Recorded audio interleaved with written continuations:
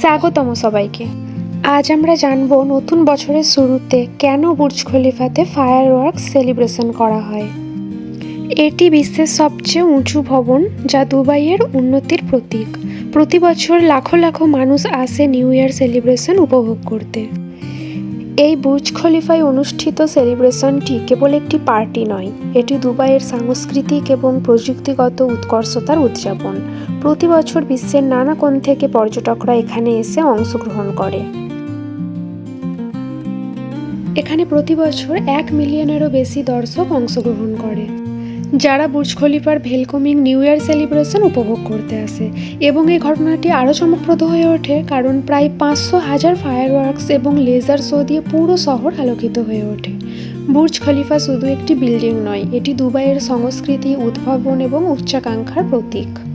Dubai এই সেলিব্রেশনটি করে সাধারণত পৃথিবীর বুকে নিজেদের শহরকে মূল আকর্ষণের কেন্দ্রবিন্দু হিসেবে তুলে ধরতে।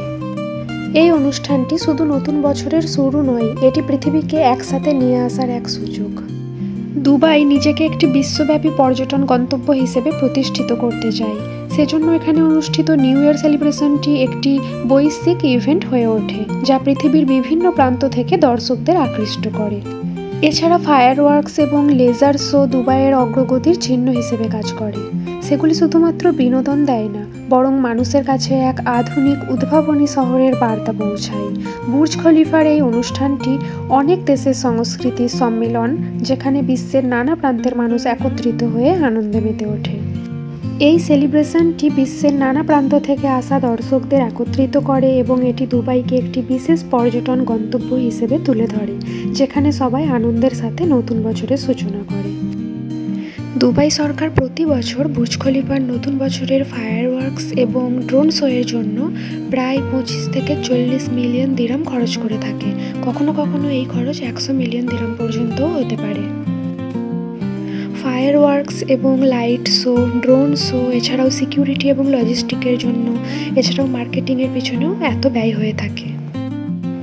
এই বিপুল খরচ দুবাইকে আন্তর্জাতিক পর্যায়ে প্রচারের জন্য বিনিয়োগ হিসেবে ধরা হয়, যা ভবিষ্যতে পর্যটন এবং অর্থনৈতিক উন্নয়নে সাহায্য করে।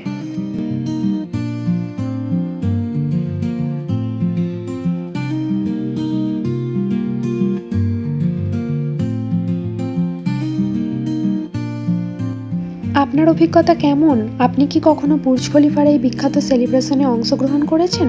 কমেন্টে জানান এবং এমন আরও ভিডিও দেখতে আমাদের চ্যানেলটি সাবস্ক্রাইব করতে ভুলবেন না। ধন্যবাদ।